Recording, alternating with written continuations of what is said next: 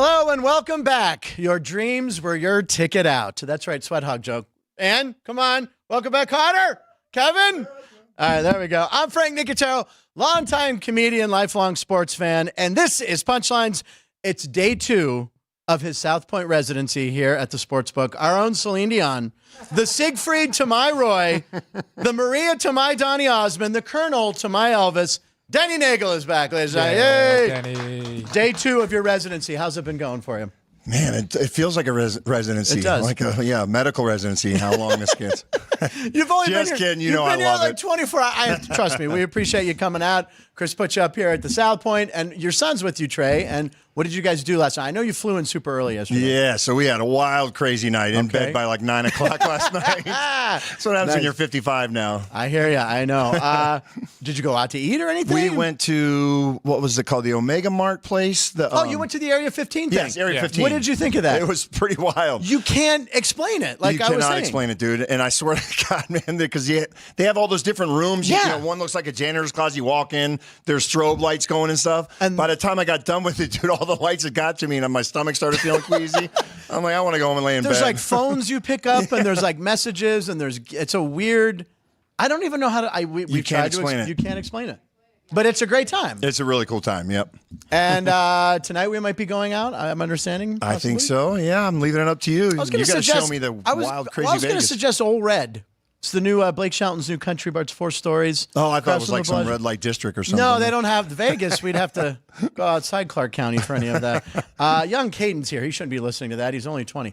Anyway, welcome everybody back to the show. We appreciate it. On the show today, it's very exciting. This gentleman grew up in my hometown. That for Lent, I've given up saying. I can say the Steel City, though. What town is that, Ryan? I can't. He could just point to the jersey that he's wearing. No. But see, I'm not saying it. I'm not saying it. This is. It's funny because Denny walked in and thought it was a Van Slyke jersey, who was my hero growing up. Van Slyke. It's actually a Neil Walker jersey. There we go. Let me get the back. Wow. Yeah, it's hard to show with those muscles popping out. Staring at me. But this gentleman is from my hometown. Long playing career with the Reds. He's a career over 300 hitter. Friends with Denny Neagle. He's known as the mayor. Sean Casey will be here. I'm very excited about that. And he got the nickname the mayor because literally, I think it used to be a battle between him and Jim Thome for the nicest guy in baseball award. I mean, he's unbelievable. And I'm going to preview this. You can think about it. Don't say it right now, but because he's such a nice guy, I wanted to ask both of you who was kind of the biggest jerk in baseball. The first name that pops into my head is A.J. Przinsky, but I don't know. I've just heard bad things about him. He would definitely get a lot of votes for sure. You know, you don't want to say anything? Yeah, we'll think about that one. Is it Denny Neagle, perhaps? No. All right. No. Danny's a good guy. It is, and Alex White, by the way. Alex is usually here on Wednesdays as our co-host. She will be, she'll be sending a little report in. She's over at the Thomas and Mack Center, where she's covering the Mountain West Conference Championships. Yeah, Frank. Took a lot. Hey, and speaking of Frank, look who's back in the producer's chair. Ryan McCormick is back. Yay, Ryan. Say something, Ryan. It's great. Ryan was over across town. You were at the what conference? West Coast Conference? Yeah, West Coast Conference Championship. So you saw the Gonzaga St. Mary's game. Yep, I was and there. you were doing the in-house directing, right? Yep. And St. Mary's won that game. Why was Gonzaga favored when St. Mary's was the #1 seed? Well, I think it was so inflated because of how badly they beat San Francisco and how well they shot. They look like a completely different team. That's what you texted me than last they did night. Against San Francisco. Yeah. They looking at both of those teams, depending on who they draw in the actual tournament, I don't see them getting past 32. Really? You don't think they're that good? No. I believe Sean over there is a big. Did you bet your St. Mary's future? No, he didn't. He was thinking about it. I mean, St. Mary's can play defense. Yeah. And in the trophy ceremony, you can kind of tell how tight-knit of a group that they are. Oh, nice. But they need to shoot a lot better than they did. I've always said, man, that clubhouse locker room chemistry, man, is an underrated thing, man, for sure. A baseball bulletin before we go any farther. Garrett Cole's going to be out 1 to 2 months. Ooh. So it's not the whole season, but Chris Andrews had just texted that to me, which we could have feared because we were talking yesterday. It starts as he's got a little arm twinge going on. But dude, that 1 to 2 months or two. I mean, did they say it's like a strained UCL or something? I don't know. We'll have Ryan check it out for us. I know I have a feeling if they say strain UCL or flexor tendon, something like that, you can come back from it. But dude, more times than not, guys end up needing the Tommy John anyways. So you're almost just better shutting it down now and getting it done now. That's what I mean. And then there's Garrett Cole. There's your reigning Cy Young Award winner. Will they get Blake Snell? They would immediately have to get Snell. Smells like that's going to happen. Yeah. Smells like Blake Snell's going to get about $40 more million on top of that contract. Jordan Montgomery's out there, so I don't know. What is it? So there's no tear seen in the MRI. There's inflammation and soreness, and he's flying to LA for an appointment with a surgeon. So. And that's not good. That is not good. Again, I speak from experience too. The MRIs don't always show everything too. When I had my Tommy John 20 years ago, was something like that, 40 years ago. Yeah. 20, 40, who's counting? No, but my MRI showed possible tear, and then when my doctor went in there, he said it was like a shriveled up prune or something. Oh, really? Yeah. Now, has there been that much advancement on how good it was, the surgery, compared to when you had it, which was probably light years ahead of when a Tommy John surgery was created? Without a doubt, yeah. I mean, the technology keeps getting better with the instruments they're able to use, but plus now they do these PRP injections. That's the platelets? Yes, yeah, exactly. Right. And so if it's just a small tear, like I guarantee you Garrett Cole's probably had at least one PRP injection at this point. Now they're also doing stem cell injections. I know Dr. Kremchek from the Reds has incorporated that. He said like Joey Votto would get one at the end of each season to keep him going at that age and everything. So there's so many things out there now. Wow. And then the Achilles heel you can heal quicker from now. And I don't know, do we even bring up Aaron Rodgers real quick about this this whole thing? I thought it was a joke, but what I was telling you yesterday about No. Apparently he might be the vice president of the United States. What? I don't know if you Yeah, he's running with RFK. Robert Kennedy Jr. is going to run as an independent. And one of the two possible names they announced were Aaron Rodgers or Jesse the Body Ventura. Oh, God. So I don't know, but it could be Vice President Aaron Rodgers, ladies and gentlemen. Are you allowed to drink ayahuasca in the White House? Independent ballot. Independent ballot. I think we're safe. I don't think independent's never won. I mean, Be like the scene from Young Guns. Which one? Can't see us. We're in the spirit world. Oh yeah, when they do the stuff. Do you know Tom Cruise is in Young Guns? What? He showed up one day to visit his buddies on set, and they dressed him up, and he gets shot in it. No, I did not know that. It's just you can see him when you see it online. You can tell it's Tom Cruise because he's jumping on a couch in the Old West. I don't know, but it's Tom Cruise. That's just a little thing. I got sidetracked. All right, today is March 13th, 2024. Happy birthday to Mike O'Day. Happy birthday to William H. Macy. And there was another athlete birthday. Oh, Will Clark. Will the Thrill. Will the Thrill. Also, it's the season 2 premiere of Wait, What Happened? It's free on the Very Local app. It's a game show that I'm hosting. It's the best season yet. You're always supposed to say that. It's whatever most recent season is the best. But it's all in Cincinnati, and this is this. If you're on the Very Local app, it's free. This is the picture you're looking for.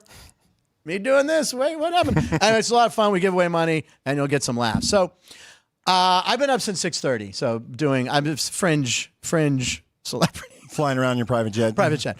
Now, today is also, March 13th is also National Good Samaritan Day, which I did already. Maybe, Brian, after the show, you could help someone cross the street. I helped Denny Neagle up the steps here today, so I helped an elder. And then it's also, this one's weird to me. See, National Samaritan Day. What could you do today? Good Samaritan duty thing. Oh, gosh. I could help my son win some money in blackjack. There you go. All right. Did you gamble at all yet? No, we're going to do that today. Has he played before? A little bit. He's played a little bit of blackjack. He wants to learn craps. This is the man you need to talk to after the show. This gentleman, Kevin Balankoff, who's a regular on our show. Can I say how much you won, or is it tax purposes? Maybe I'll just say you won. You had a nice number. He had a nice number at craps. And he'll also tell you, if you ever want to play who's the funnest person to play blackjack with? It's me, ladies and gentlemen, because I've had about 6 or 7 beers. It's a good time. It's National Open an Umbrella Indoors. Okay, now I asked Ryan, I said, Ryan, hey, I'm going to do a thing. Bring an umbrella in. But here's the thing. I asked, no one owns umbrellas in Las Vegas. I'm not surprised. Yeah, Ryan goes, I don't know. What I want to know is how many different national days can they have now? There's some days where there's like 13. Yeah, exactly. And one day, we ran through all 13 once, but National Umbrella, Open an Umbrella Indoors, it's to pay attention whether or not you suffer any bad luck. There's a hashtag, Open an Umbrella Indoors Day. They've been around for over 3,000 years, except for in Las Vegas. And they said that the ancient Egyptians thought it offended the gods to open an umbrella where there was already shade. So that's why you don't open it indoors. It all goes back to the Egyptians. So to test the theory, I was going to open an umbrella, and I bet on a game currently playing. It's the VCU. Furman. VCU Fordman. And what's the score? I have VCU minus 8.5. It doesn't matter. We'll chat. They were down at half, I think, right? They were down a point or something. Maybe that's what Trey will do. Down at half. We'll go open an umbrella and see if we can win a hand of blackjack. Exactly. Or just bet the opposite of me when it comes to college basketball lately. Yeah. So we'll see. Anyway, that was going to be an experiment, but we're not going to conduct it anymore. It's bad luck, but I don't know. It's today's the day. I don't know. Today's the show. Today is 100, our 109th episode. 109 episodes. You've been on about seven or eight or nine. We've probably done 4 or 5. Probably close to double digits. Oh, yeah. Because of 3 and now 4. I think you're the top 3 people. 2 of them are probably here. Kevin Belenkoff, Denny Neagle, and probably Dwayne Colucci's probably first. Every time you say Colucci, they have to do that. He runs the sports book over at the Rampart. Yeah, the Rampart. Where he's got New York's accent. He goes, you got to come over and see our buffet at Sparkles. Buffet Sparkles. I don't know what that means. But, okay, so we usually do jersey numbers for shows. We started this. I think you went back and checked. We started at 16. I was going to say, who's number 109? So no, there are no number 109s. Episode 23 is when we started doing it. Episode 23. And we've done 16. We've done 1, sporadically. So we got about half dozen more of these. Yeah. So for the number 9, we're doing the number 9. Number 9, Sonny number Jurgensen. 9.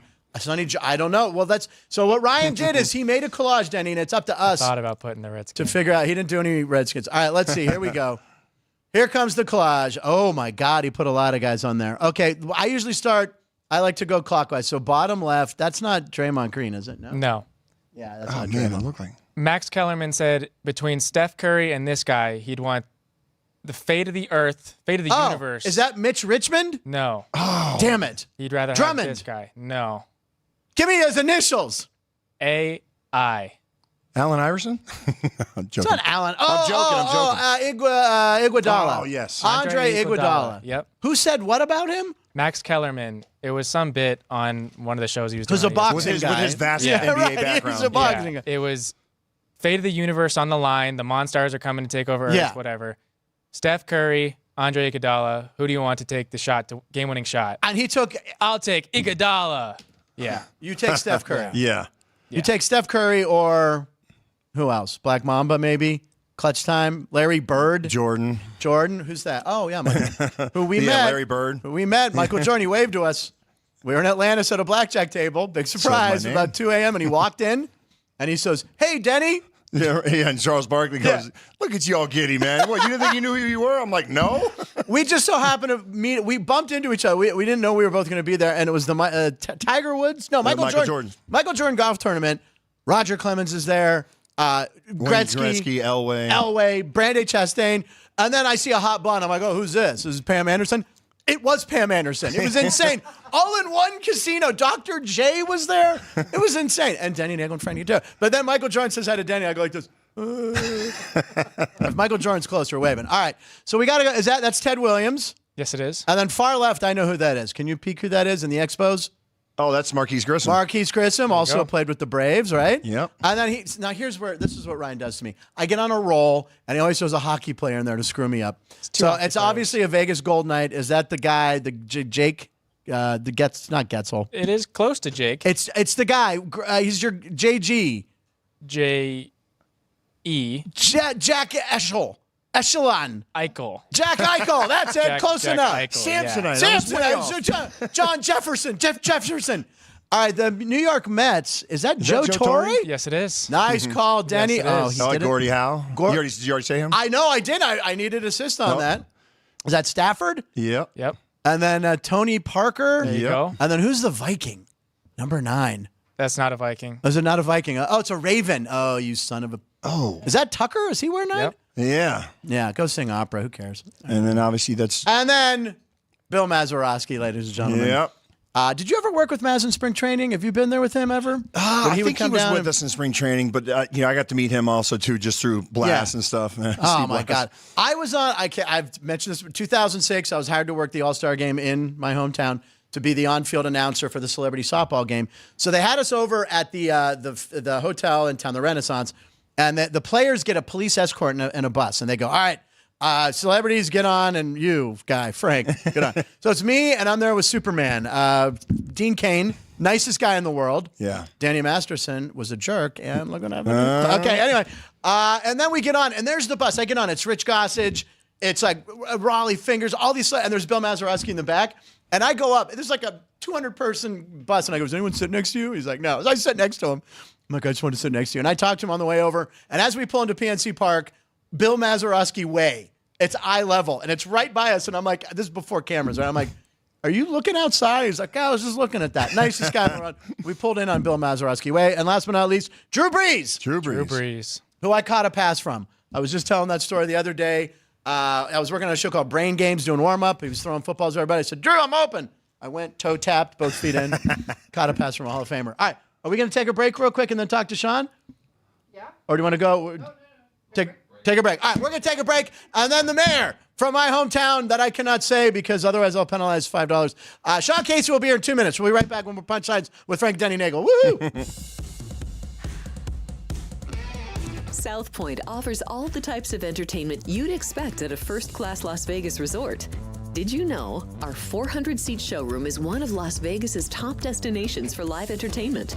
Enjoy live performances by classic Vegas entertainers, bands, and today's hottest comedians, plus a rockin' dance floor. You can also enjoy live entertainment at the Grand View Lounge, where you'll feel all the vibes of old Las Vegas. Enjoy the music, and if you love to laugh, don't miss The Dirty at 12:30, our very own free comedy show. Every Friday night at 12:30 a.m. in the Grand View Lounge. The Dirty is 100% free, so arrive early. Go to southpointcasino.com or call the box office at 77136 for today's performances at the showroom and the Grand View Lounge. When you're ready for your favorite cocktail, stop in and unwind at one of our 7 specialty lounges. There's a bar around every corner, because you're in Vegas, baby. South Point Casino has plenty of attractions for the whole family. Catch a movie. Our 16-screen movie theater includes 2 XD Extreme screens for the ultimate in viewing, sound, and luxury. After the show, treat the family to a variety of treats at our old-fashioned ice cream parlor, Kate's Corner. We scoop up a variety of creamy concoctions, including smoothies, hand-dipped cones, milkshakes, malts, sodas, and sundaes. At Kate's, there's something for everyone. And if you've still got time to spare, our bowling center might be right up your alley. Voted Best of Las Vegas, it's a great place for friends and family fun. 64 lanes, a pro shop, snack bar, and arcade. And while the kids are bowling, you can play slots and sip on a drink in the Alley Cat Lounge while overlooking the lanes. For our more serious and professional bowlers, the South Point is also home to a separate tournament bowling plaza.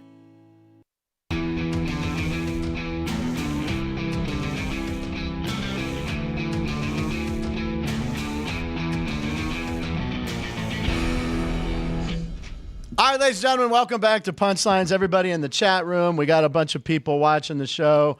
Thank you, Bob and Tommy and all the regulars. We'll get to some of those comments later.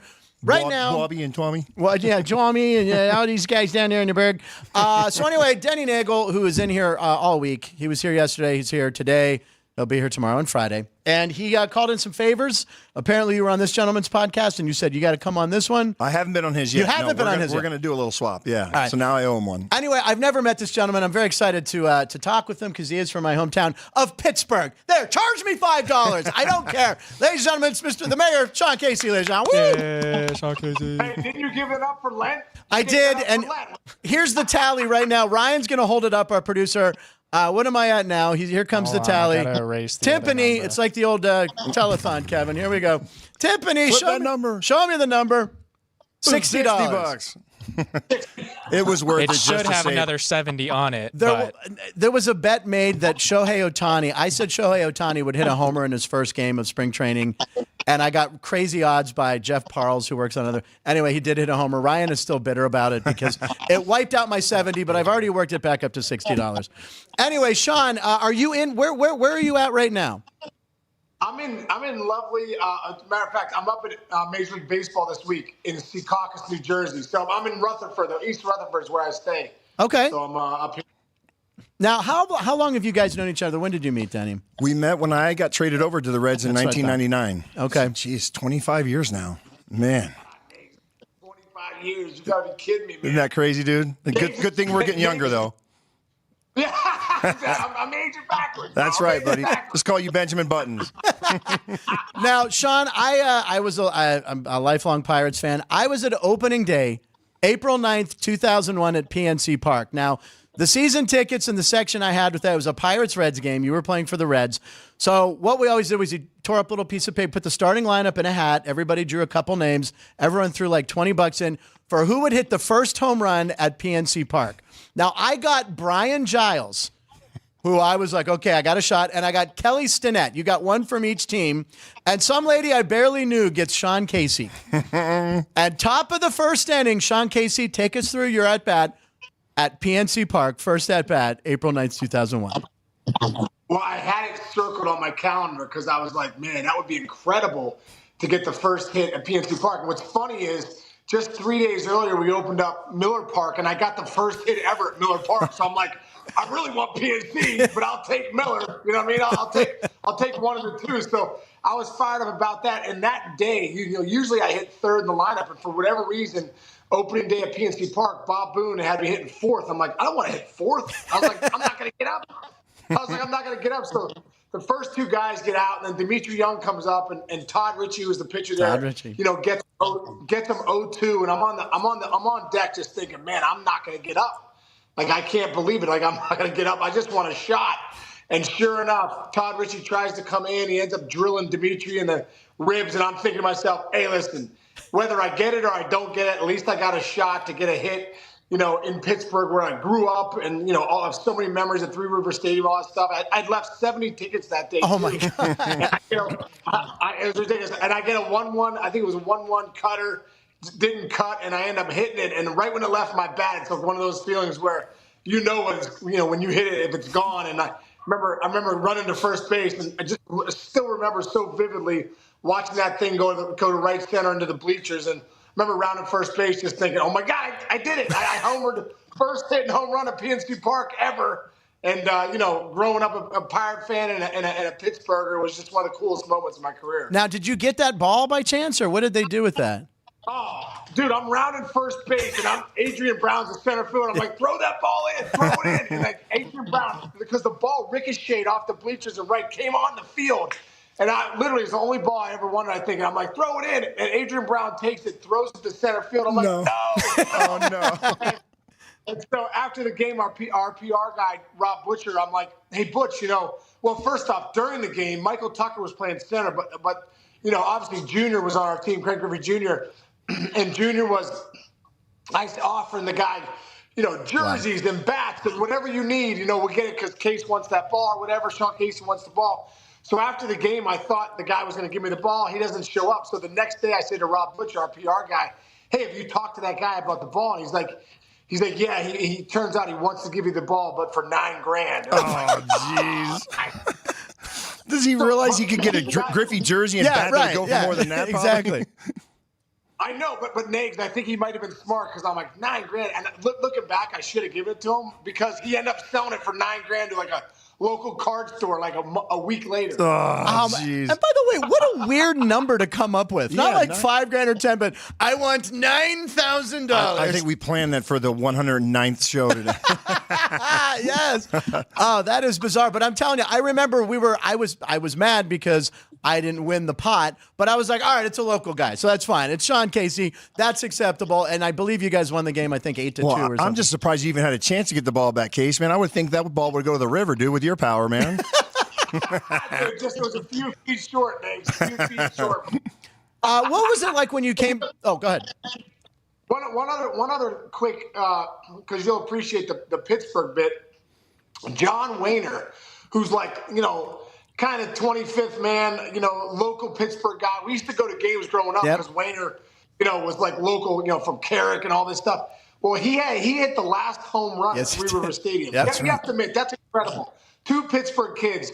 Wayner hit the last home run at Three Rivers, and I hit the first one at PNC. Like, just incredible, I think. I was going to mention, and he does Pirate games now, and they continually bring that up. Here was the thing with Wayner. He didn't have a lot of power, right? He didn't hit a lot of home runs. So there was one game, my friend Mike, who's probably watching, it is his birthday today.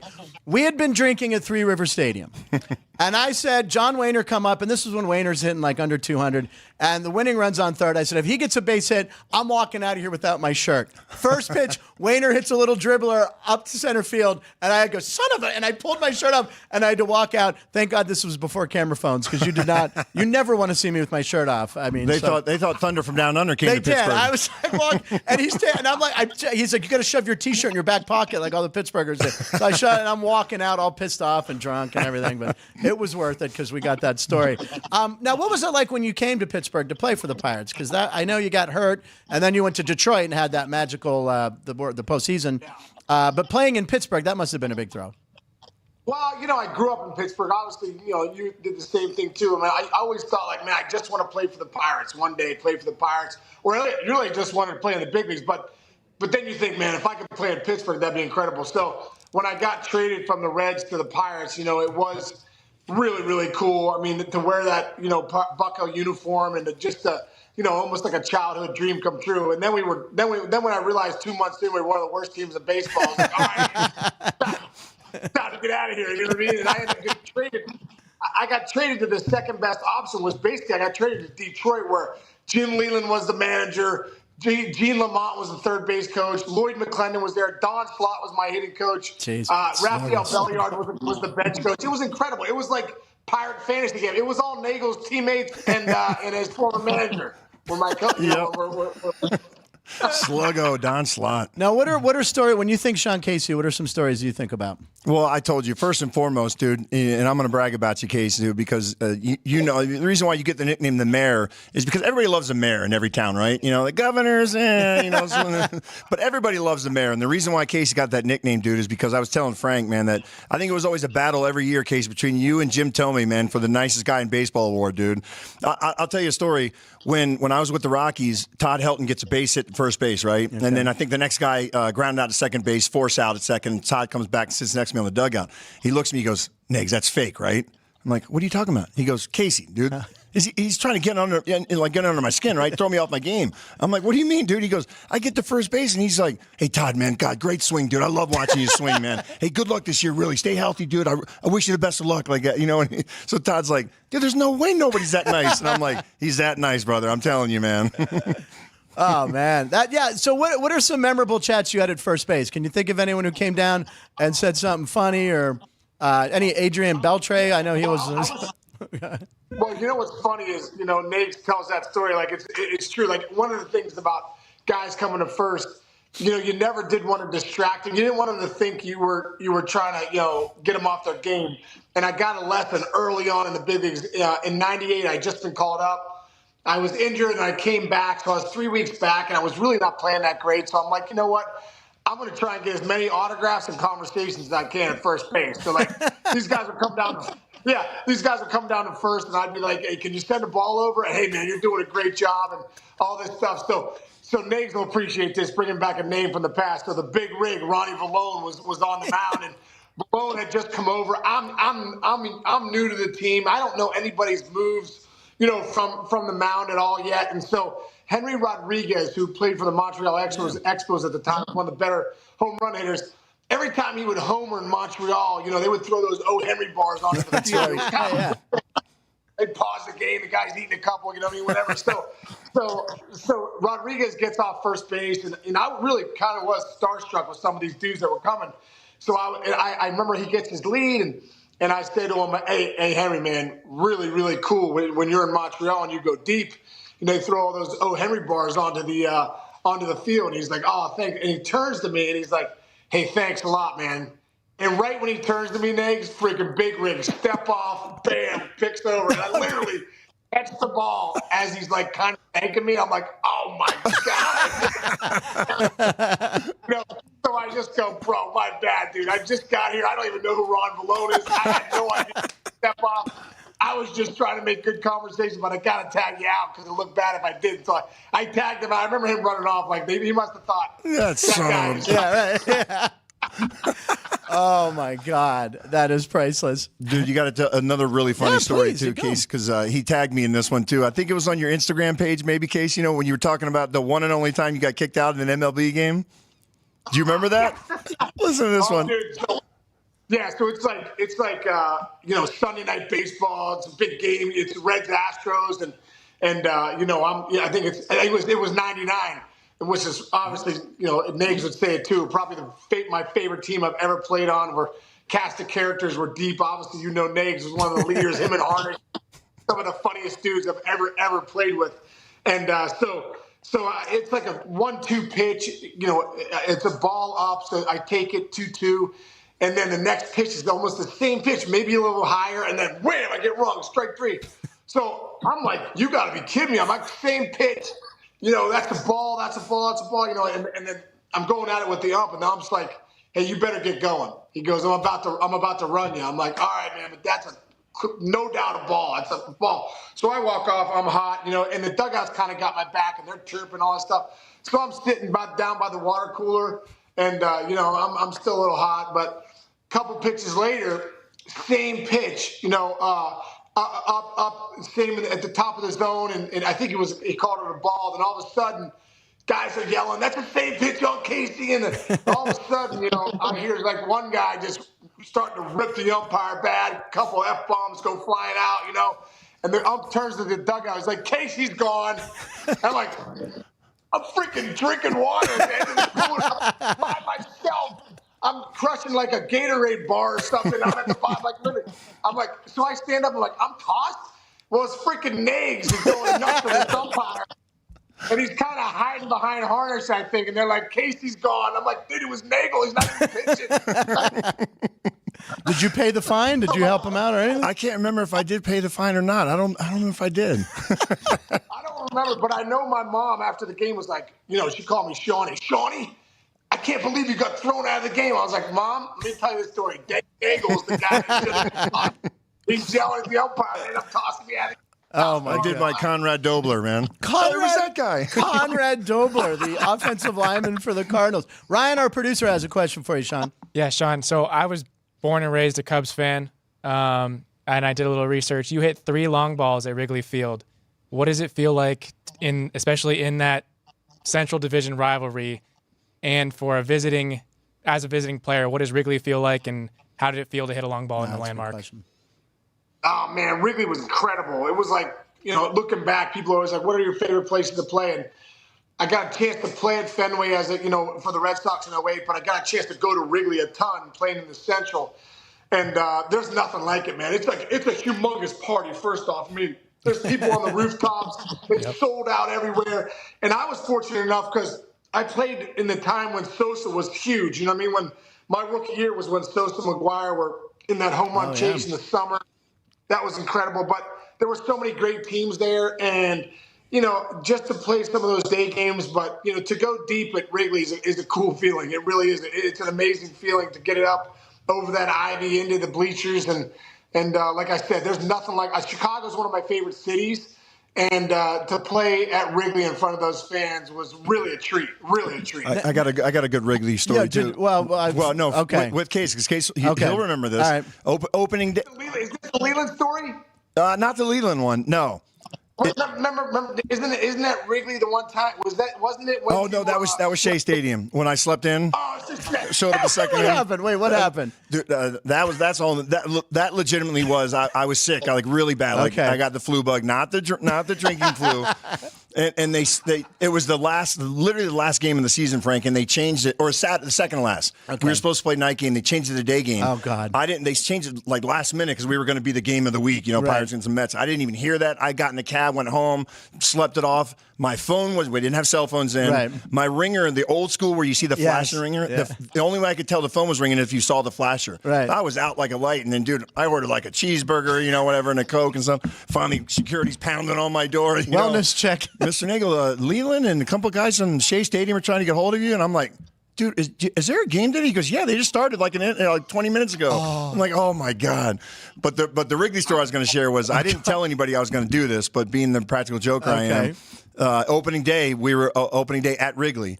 And so they're doing the announcing every player and stuff, whatever. So they're doing it one at a time. A lot of times they'll say, "and the rest of the Pirates," right? But they did each one, and I came up the front step, dude, and pretend like I tripped and hit the front step, dude. And purpose, my hat went flying, the glove went flying, everything, And I get up and dust myself off, pretend like I took a nasty spill, like 40,000 Wrigley's cracking up, in case a bunch of his friends and buddies were at the game that day, and they go, "Dude, you should have heard." All my buddies were like, "Oh my God!" The fans were going, "You see Neagle, he bit it, man!" Like they really thought I did fall by accident. But it was on purpose. It was on purpose. It was on purpose. He's dying over it. I love it. Most of the things that Nags does are on purpose. You're like, dude, I can't believe that happened. It's like, yeah, he did it on purpose. Well, when you brought up Wrigley, hey, go ahead. One other thing with Nags was the best, man. Like, obviously, as in '99, I'm still like, it was my first full season in the big league. So like, I'm so grateful when I look back at that '99 team because there was so many good dudes. Talk about locker room chemistry. Yeah, that you called me. I remember. Yeah. Yeah, talk about keeping it light and keeping it funny. Like, and Nags was like, so I'm like, we would take every flight we would take off. Nags would jump out into the aisle, and like Eddie the Eagle, like this long ski jumper. Oh, yeah. So we'd be When the plane's going off. We would take off, and Nags would be in the aisle, like pretending like he was landing the. Breaking all sorts of travel laws and regulations. So, Sean, if you don't mind, I just want to talk to you real quick about the upcoming season. Who do you like in the National League? Who do you like in the American League? Who are some teams that you feel like can win a ring this year? Oh man, there's some great teams. Obviously up and down. I mean, I think the Dodgers. If you're talking about the National League, I mean, the fact that they have 3 former MVPs that are 1, 2, or 2, 3, and 4 in their lineup, or however it stacks up 1, 2, and 3 with Betts and Freeman and Ohtani. And then they decide, Ohtani, we're just going to give him $700 million, but he's not going to pitch this year, so let's go get Yamamoto, the greatest pitcher in Japan. So and then they got Glass now in that trade, so that rotation. Walker Buehler's coming back. Kershaw will be back at some point. They got Bobby Miller. I mean, just top to bottom, that team is going to be stacked. So I'd have to say, if you're looking at it, you got to say the Dodgers and the Braves. I mean, the Braves, what they have. Yeah, there you go. There you go. Yeah. Dodgers, Braves, those are going to be the top teams. I mean, what Acuna did last year, and that lineup, top to bottom, is just so loaded with Albies and Riley and Murphy, and it just keeps coming with that lineup for the Braves. They got Dale Murphy back. I said they got Dale Murphy back. But Spencer Strider's, man, I think he's going to go. Win the Cy Young. He's so nasty. Max Fried's in a walk year, so I'm sure he's going to have a huge year. Just top to bottom, they're legit. And then, over in the American League, I really think. Case, real quick on the Braves. What's your feeling on Chris Sale this year? You think he'll have a bounce back year? I am. Yeah, you know what, Nags? I mean, if you go back and look at his last 11 starts, I think that was a big reason Anthopoulos and those guys went and got him because, he really pitched pretty well. A couple hiccups here and there, but really pitched well. And you're seeing him in the spring. I mean, he's hitting 97, 98 miles an hour. He's got that wipeout slider. So I think when you look at a guy like Sale going to Atlanta, if he could give you 25 starts and slide into that rotation, man, that'll be a huge plus for him. Yeah. That is not fair. And then the American League, the Yankees, we found out today, Garrett Cole, 1 to 2 months that he's out. I know you worked with the Yankees last year. Juan Soto coming in. I feel like 18-1 odds here at the South Point to win the home run title. I mean, with that short porch in right field, he's in a contract year. I feel big things from him. But without Garrett Cole, the Yankees might be a little hampered for a couple months. But what are your take on the American League, guys? Yeah, when I saw what the Yankees did, I really believe that they had become the favorites. Especially with Cole being where he's at, with Juan Soto now being in that lineup. Getting Verdugo. I think DJ LeMahieu's going to have a big year. I think Volpe's going to go to another level. Yeah. Austin Wells, catcher. They got some great players on that team, no doubt about it. But if Garrett Cole's hurt, that definitely hurts them a ton. Just because. You go to that rotation, and Rodon and Stroman and Nestor Cortez were all spent a lot of time last year on the IL. So that's not a great thing. So, Clark Schmidt's the one guy that, gave you some innings last year. So losing Garrett Cole for any period of time is going to hurt the Yankees. But the bullpen is such a strength. And that lineup, man, now with you're watching Soto at spring training. I mean, he's hitting balls, crushing balls everywhere. I mean, Judge's to me, being with Aaron Judge last year and getting to watch him firsthand as the Yankees hitting coach, I mean, this guy is the creme de la creme. I mean, he's the best in the business. So when you're talking about Soto and Judge there at 2-3, they're going to be really good. But the Astros are going to be good again. They're loaded top to bottom. Adding Hader in that bullpen with having Presley Abreu, and Hader at the back end. I mean, that's top notch too. So we were saying too, it'll be interesting to see now if the Yankees finally pull the string and sign Blake Snell too because of the Cole injury. Yeah, and I think the one thing, Nags, with the Blake Snell, because I was saying the same thing, but I guess they are pretty hung up on. They're at the luxury tax threshold of 100% right now. So anything they sign, so they're saying like, okay, if we sign Snell for $40 million a year, we really have to pay $80 million. That's like $40 million on that $40 million. So that's why you're starting to hear now, Dylan Cease. They're back in the talks with maybe trying to get Dylan Cease, who's making $8 million a year. So they would have to pay, 16 on that. And then you get him for a couple years. So we'll see what happens, man. But if Cole goes down or if he's out for the year, I would have to think they have to go try and find another starter. Yeah. Nice. All right. Ryan, there was a live comment? We have a live comment. So sticking with the Yankees, what was it like being their hitting coach and being around guys like Aaron Judge? Oh, man, it was incredible. It was absolutely incredible. I mean, listen, anytime you're a coach for a team where your best player is your best person. Oh, wow. It makes it easy on everybody. And Judgy was that, man. He was as advertised, and getting a chance to work with him every day. I learned a lot, too, as a hitting coach and just as a man. But there's so many good guys there. Giancarlo Stanton is such a good guy. LeMahieu, Volpe, Gleyber Torres. Rizzo's going to be back healthy this year. So, getting a chance to wear the pinstripes and getting a chance to be in that dugout was just something I'll never forget. And obviously Aaron Boone's a dear friend of mine, so getting a chance to be with him every day was just really, really cool. Wow. And by the way, Chris Andrews, our sportsbook director here, he sent me the clip. We didn't show it, but I was trying to Neagle. He goes, "Have you ever seen this play?" And I hadn't seen it. There it is. Hey, I was just say, Case, low hanging fruit. You guys couldn't get a little better. I didn't touch it. I'm just saying. That's why we didn't bring it up. We didn't. Dude, Case, that's like, I'm a Gold Glove fielding pitcher, man, and they always show this clip of me falling over myself trying to field this ball. Well, the dawn of YouTube killed me because you look up Sean Casey and like highlights just started coming around 2007, 6 and 7. Bam, Sean Casey gets thrown off the left. I was like, oh, that's going to be there a long time. All right, well, Sean, listen, we appreciate you taking the time. If you get bored this summer, trek on down to PNC Park and maybe there's Neagle fumbling the ball. There it is. Where is it? Where's the ball? Put a fork in it. All right, well, give some good juju to the Pirates this year. We need it. At 73 wins is the over total here. I'm a diehard Pirates fan. I know you are too. So go Buccos. And Sean, we really appreciate you being on the show. Love you, buddy. And thank you again. Sean Casey, ladies and gentlemen. We take a 2-minute break. We'll come back with Alex White, following a report from the Thomas Mack Center. And then we got a little game for Denny Neagle. We'll be right back. Thank you, Sean.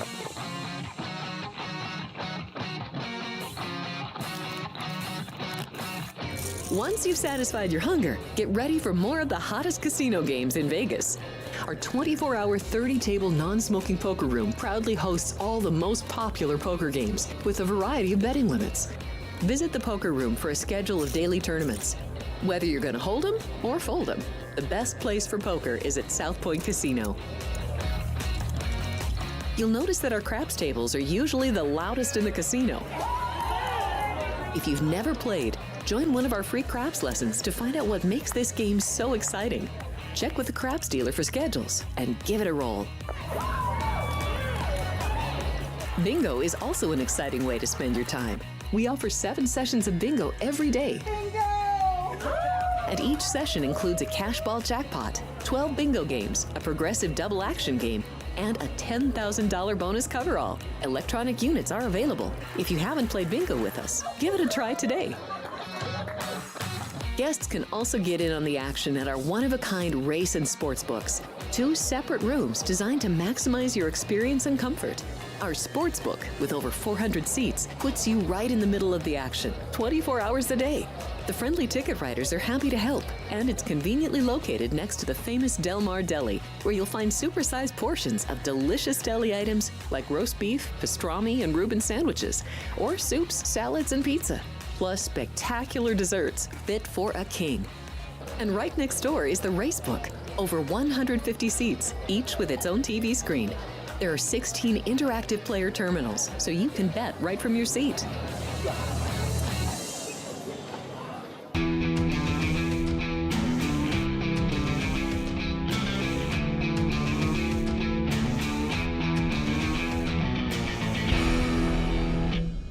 Hi, Frank, Ryan, Denny, and of course the crew.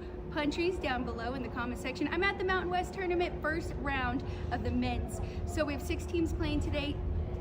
8 and 9 are playing each other, Fresno State and Wyoming right now as we speak. But we do have 2 more games coming up. We've got Colorado State and San Jose State. 15-point spread. I believe Colorado State is 15 points better than San Jose. But here's an interesting thing. Colorado State, second best defense in our conference, 39th in the country. They're playing against the San Jose State, who has struggled offensively all year long. Second worst in our conference. I think you know where I'm going with that one. Second game, Frank, you're going to like this one. New Mexico and Air Force. Air Force still plays the Princeton offense. Constant movement. They actually have the most 3-pointers in any team in the Mountain West. They're playing up against New Mexico, who's the fastest paced team in our conference, most 2-pointers in the league and the most points in the paint. So you know where I'm going with that one. Hope you guys are having a great show. I'll see you all later in the studio. I'm Alex from Thomas and Mack. All right, that's Alex White over at the Thomas and Mack Center. She'll be back on Monday co-hosting. Thank you, Alex. She's having a blast over there, I'm sure. Ryan, you get some late-breaking NFL news. Yeah, the Chargers, who were $25 million over the cap, are releasing Mike Williams because they couldn't try to find a trade partner. Oh, wow. So he's a good receiver, too. Let's go, Commanders. Yeah, right, Commanders, Trade for Steelers, him. somebody. I know today's the day you have to get down to the salary cap. And the Chargers are the one team everyone was watching because they were $25 million over. Yeah, Joey Bosa, Khalil Mack, Keenan Allen, and Mike Williams all getting paid $25+ million a year. No, they all got start throwing names. I'm like, whoa, whoa. Harbaugh's cleaning house. Yeah, they ended up only getting rid of Mike Williams to get under that number. It'd have been nice to see like Joey Bosa out there and see who signs him. Yeah. Probably go to the Chiefs or some ridiculous. Probably team up with his brother in San Francisco. Oh, yeah, go to the Niners. Oh. Wow, that would be interesting. Oh, my God. So live comments, we were talking about Aaron Rodgers, possibly Vice President Chase Neagle. Your son said, and the Speaker of the House would be Bartolo Colon. So there you go. Oh, my God, that would be perfect. Could he fit behind the president during the State of the Union and have to get up and down, applaud and say, that'd be a workout in itself. That's more workout. You know, when he was talking about Wrigley Field, and Ryan, that was a great question. I thought for sure you'd talk about your Grand Slam. Grand Slam. I was listening to on the radio, that's how old I am, playing a softball game in Pittsburgh. That's the radio. There you go. We're back up to 70. Good job, Jeff. And I remember listening to that game. I heard you hit the Grand Slam. And oh, yeah. That's unbelievable. Yeah, how many career Grand Slams, too? 2 Grand Slams, yeah. Well, yeah. Oh, the one was in Colorado. Yeah. And you were up big. Oh, God. Yeah. When I hit the Grand Slam, that put us up like 10-2 in the 3rd inning. Yeah. And I couldn't get out of the 5th inning for the win. $70. You have that one? Oh, we have that one. Oh, yeah. Okay, well, here we go. Here Here's we Neagle, go. ladies and gentlemen. Who was Way pitching? back. Jimmy Haynes. Oh, yeah, Jimmy Haynes, yeah. Look at that. Look at that. It's a Way no back. doubt. Hit A off right the- fielder. He doesn't even go back. No. He hung a curveball. Look at that stride. That was definitely, yeah. Because that one I got to actually enjoy the stride, the walk around, trot around the bases. The one in Wrigley, it barely hit like in the little that net. the net, the cage, whatever, in left center. And I thought it was like a double. By the way, number 15 will probably be the last show we do jersey numbers.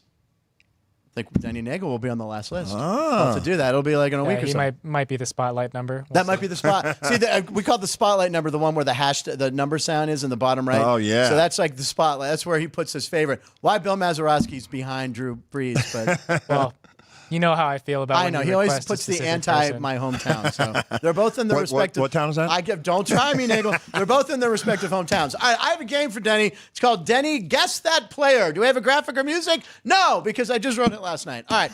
So Denny, question. I went to stathead.com. Do you know how many guys you face in the majors? This isn't really a quiz. Jeez. Total amount of guys? Total number of players. There's stats of every player you ever faced. God. I mean, I don't know if I could even. 1,500? 882. Still, that's a lot.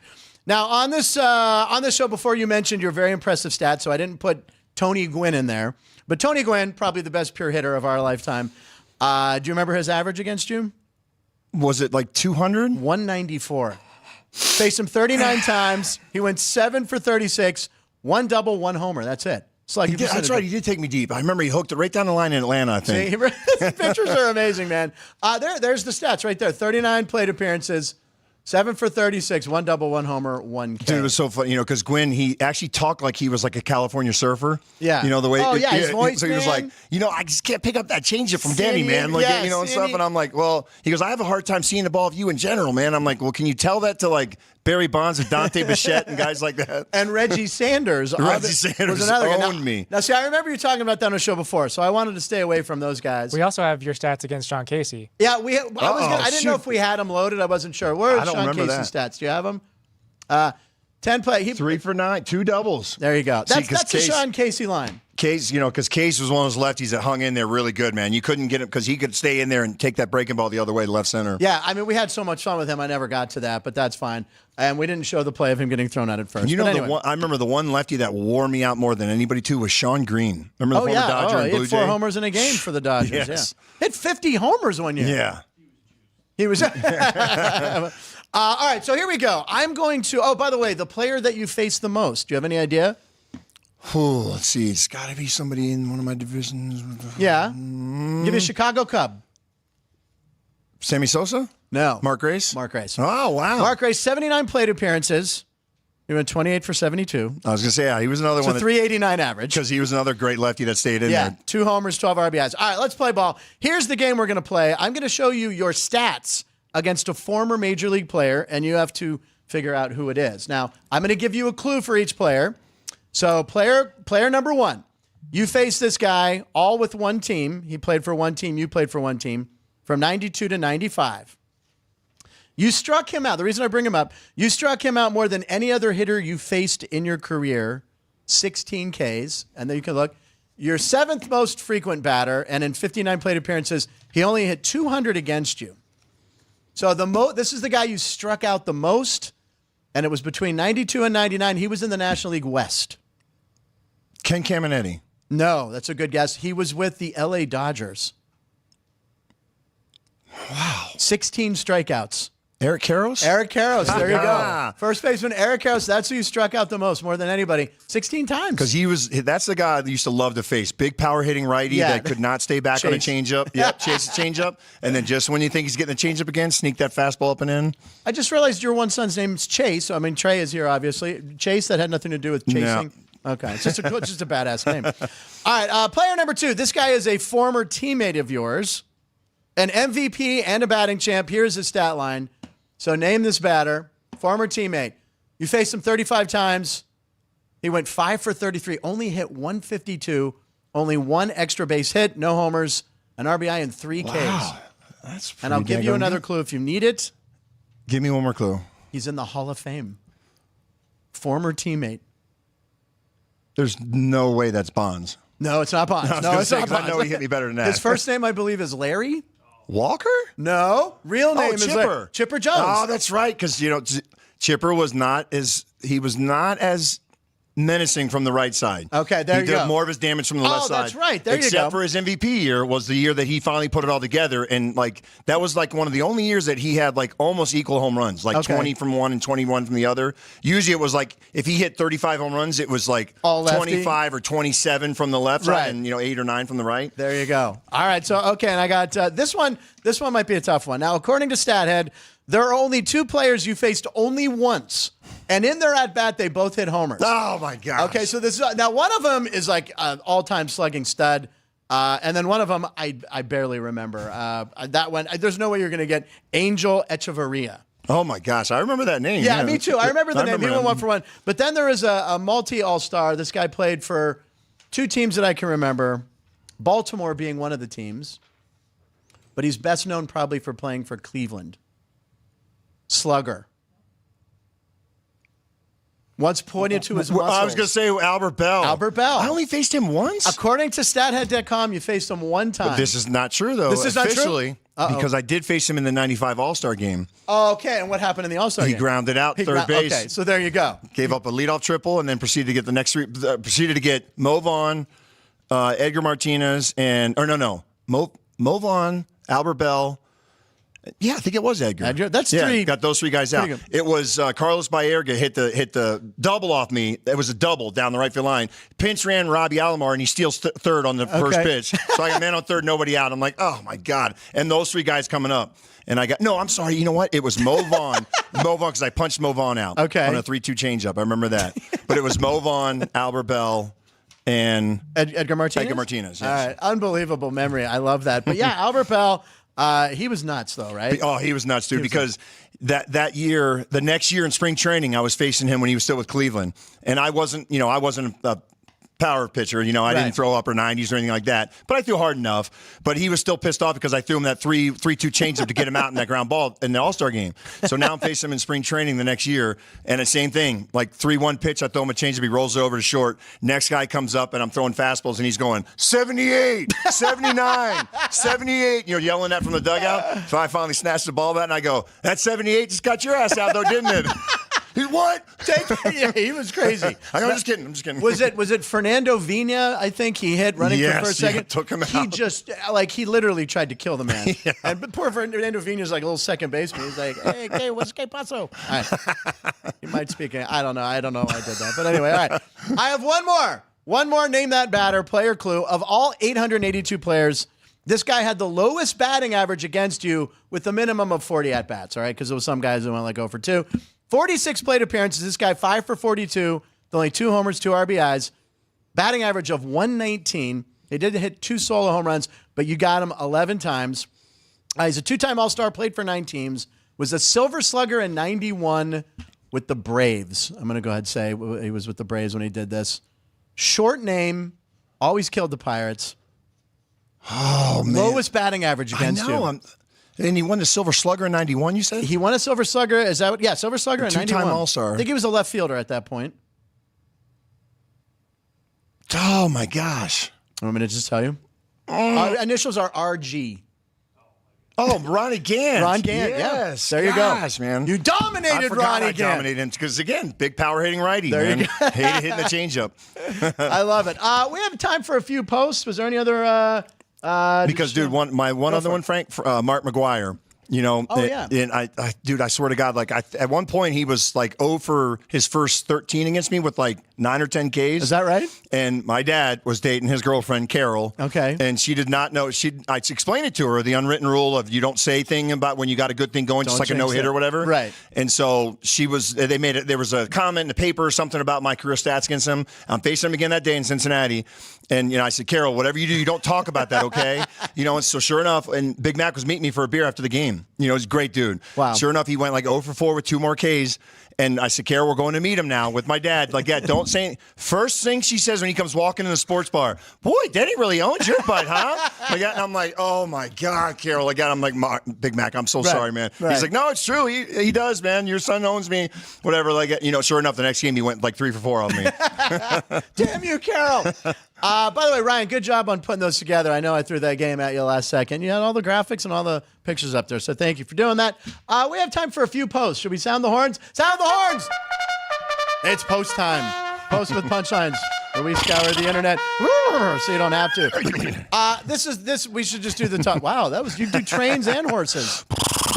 And then wow. Come down to the sports book, by the way. We have the horse. We should take them over to the horse. Take them over to the race book over here. Scare people. They'll think their horses are here. It's the only sports book in Vegas where we separate the sports book with the race book. So come on down. I did not know that. Yeah, it is. It's really cool. All right, the Philly special phone call. There's this dude. Obviously, Saquon Barkley signed with the Eagles. Yes. Leaves the Giants, goes to the Eagles, which is weird. So some fan wanted to call up the Eagles and tell him how happy he was. Here's the phone call. No. Hi, listen. I've been a lifelong Eagles fan. My name is Jeremiah Lyons, and I just want to give y'all a round of applause, bro. Y'all doing y'all thing. Y'all doing y'all thing. I don't know who's in charge of giving people raises, but if you want to connect me to them, I'm going to put in a good word, bro. I seen what y'all did bringing Saquon home. You feel me? The last few years, I ain't know what y'all was doing, but when they hired you, when you came up, bro, yo, whole North Side, yo, I appreciate you, bro. I really do. Personally, you. Thank you. Whoever, I don't know if y'all do training and y'all record the conversations, send this one up. 'Cause you did it. You five stars. 5 stars, bro. Keep doing y'all thing. Have a blessed day. I thought it was just like a voicemail. I know. I was shocked. That guy was something. Thank you. Dude, it reminded me of one of the guys who was watching the game with us that night. The last time I was in town here. Oh Remember? my God! Oh, we were watching. It was a Monday Night Football game. Yeah. Raiders. Jimmy Garoppolo. Yes. So we were in a booth reserved here because it was Denny. It wasn't me. So there was a couple Raider fans and the one guy they'd been drinking. Garoppolo throws another pick, and the guy takes one of the garbage cans from the den and goes, "This is Jimmy Garoppolo right here. This garbage can is Jimmy Garoppolo." The whole sportsman was dying. Oh my God. All right, we'll quickly move to the Steelers punter. The Steelers signed this guy, Cam Johnston, and the internet is abuzz that he looks like Bill Burr. That is not comedian Bill Burr. No, that is the Steelers' new punter. That looks like Bill Burr. I literally think it's Bill Burr. I think he's been getting tagged a lot. Why no one ever knew what he looked like when he was on the Texans? Does anybody ever really know what punters look like? No, really, you don't. Except for like Pat McAfee's the only guy you could probably recognize as a punter nowadays. But yeah, that was hysterical. And then if you want to place your money on making some bets, by the way, how's my VCU bet doing? By the way, Not good. Drum roll. tied 61-61. Yeah, not good. I'm going to need some OT, but I didn't open an umbrella, so the whole theory. You can bet on anything, gambling. I found this last night scrolling around. You can bet on catfish racing. What? Well, we had the guy, good game, hitting all the fish. All right, this is some guy. way. That looks like a backyard. I don't think this is regulated, and it looks like some PVC piping, and they got like some water. So this guy, he's betting on catfish racing. Here it goes. So I don't know if he handicapped, but he takes the one. The contestants. All right, so they take these poor catfish, they put them in the tubes. Now remember, he has the top one. The one, I love they the have one a table fish set up for the actual. Yeah, the one fish is the top one. Oh, he's nowhere to be found. But he's a closer. He's a closer! Look at that! way. And he hits the finish line. Woo! The guy. I don't know where that is. I'm guessing Florida. That's all I'm going to say. Oh, man, look at that. And there he is. He's it paid. I don't know. I want to see the name of the fish. I know, right? Did he roll the money? It's Catfish Hunter. There you go. So I don't know if he had a parlay going there. I don't know. But that's insane. And I know we had a hard time getting that clip I thought we around. were getting catfish there. Well, no. And then, that. And then that was pretty much all of them, right? Was there anything else, Ryan? There was Trubisky and Russell Wilson. Yeah, Mitch Trubisky, who is now a Buffalo Bill, back with the Bills because he was there before he came to the Steelers on a pretty good contract. So everyone's kind of roasting him on the internet because he's making fun of Russell Wilson's famous, "That's right." That's right. So here he is. Here he's making fun of it, and someone points out, you're mocking someone who ultimately took your job. So he's kind of like, oh, how stupid was Russell Wilson? Well, Russell Wilson's now in the black gold. He's like smiling about it, like, yeah. But Mitch Trubisky, who had 2 tumultuous years in Pittsburgh, backing up Josh Allen, where that's why the Steelers signed him. Like, oh, he's learned from Josh Allen. He's going to be great. How was your fantasy team last year? Well, yeah, I'm in 5 leagues. Yeah, I think how do you do the best one I finished in was I won one. I won one, came in second the other, and the other 3. All right, and Kevin Belenkoff, just step in one second. Kevin, who's a regular on the show, we had him on NFL Fridays. I know Tommy Green's watching. Just want to prove, that Kevin is here. Kevin, are we seeing Kevin? There he is. He's behind Denny Nagle. Now he's not. Kevin. Move your crotch or your crush. There's Kevin. Kevin was in town on some business. How did your fantasy football team do? You were undefeated. Undefeated till the last week. And then Last week. he blew it. He blew it. Ryan, Don't tell me it was like some last-minute touchdown against you. It was some receiver went nuts. On the there's always one player went nuts. Oh, yeah, you can go to the mic if you remember who it is. Yeah, Let's Kevin, go say to hi the to videotape. everyone. Let's go to the tape. There's Kevin. Hi. It's the first time you've ever been in studio, so we appreciate it. And I don't have any winners for you, unfortunately. You don't have any winners. Well, what about VCU? Can you do something about VCU? We'll try for overtime. Wait, who gave me the VCU pick? This guy over here. Yeah, Jeff Parles. So I see him hiding behind Look the at him hiding monitor. back there. Jeff Parles will be on Sports by the Book in a Look little what less than Frank's 2 totals hours. back up to, though. Yeah, I'm back up to $70. Jeff. What's the $70 for? That's don't. Jeff is still hiding behind the monitor. Where are you, you son of a? There he is. The VCU game is on. There's 2 minutes to go. There's Jeff. Yeah. Jeff will be here on Sports by the Book today at 3:00. Who do you have on the show with you today, Jeff? Danny Burke. Danny Burke. And Ryan, will you be here for that? No. Oh, no. Wow. How much time does Ryan get off? What is going on, man? This guy just comes and goes as I have he a please. baby. Oh, that's true. Okay, that's right. That's true. Baby Aubrey is at home waiting for dad. Great show. Tomorrow on the program, we have Hembo from ESPN, who is a big baseball nut. Thursday, is tomorrow Thursday? All day. Yes.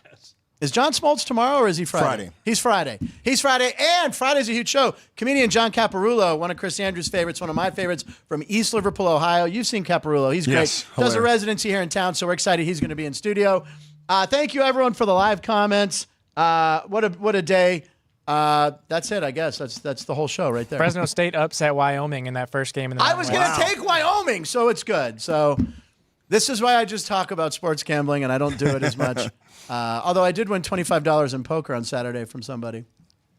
Yeah, Parles is real quiet this morning. All right, come back for Sports by the Book. We'll see you tomorrow. Punchlines. Line stands for Live in Nevada, every show.